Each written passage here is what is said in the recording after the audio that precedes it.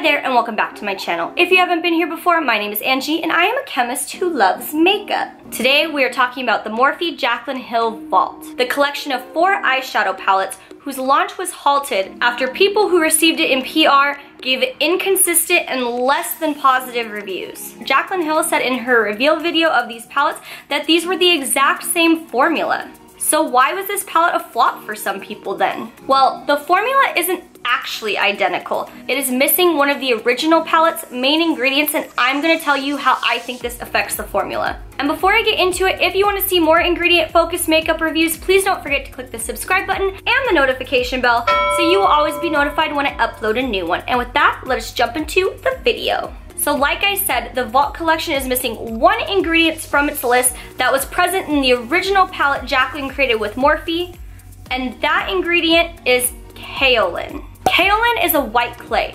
It can also be referred to as China clay. And in the original palette, it was listed as the 3rd ingredient in the formula, meaning there was quite a bit of it in comparison to other ingredients. And in example formulas of eyeshadows, I've seen it ranging anywhere from 7 to 25%. Kaolin is put into eyeshadow to function as what is referred to as a dry binder. Binders are put into eyeshadow formulas to help them stay together in the pan, as well as give better adhesion of the eyeshadows on the eye. Dry binders allow pigmented particles to slide past each other, and this helps the eyeshadows not clump and not become patchy. There are also what is referred to as wet binders. The main one in this case is Dimethicone, and this helps give the formula slip and spreadability, as well as make the shadow feel creamier. The lack of kaolin as a binder can lead to a few things.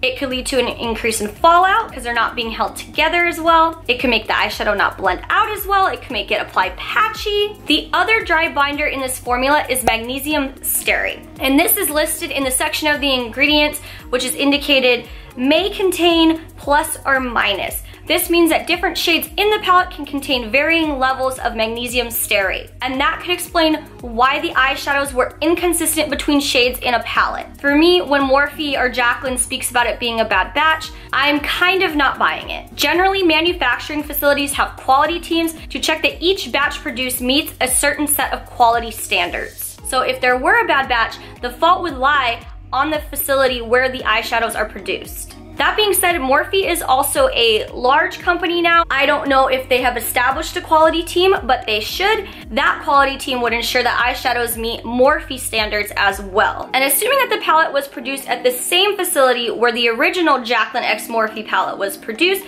because the ingredients list does vary so little, they should have a pretty good handle on producing consistent product, especially because so many of the original palettes were produced and sold and no inconsistency was shown in between these palettes. In my opinion, I think people just had varying opinions of the Vault collection. As for why they took kaolin out, there could be a few reasons. I don't think it's a cost issue. When I looked up on makingcosmetics.com, where they sell small amounts of raw materials that people can use to make their own cosmetics, kaolin was actually cheaper than magnesium stearate. Sometimes raw material vendors will have a shortage, or there could be any number of issues preventing them from getting the material to the facility in time for production. And maybe they adjusted levels of binders thinking that this would make the palette work how the original formula did perform. We will have to see when they re-release the palette if kaolin reappears on the ingredients list. I would also love to hear your thoughts on this situation. And if you learned something in this video, please don't forget to click the like button and subscribe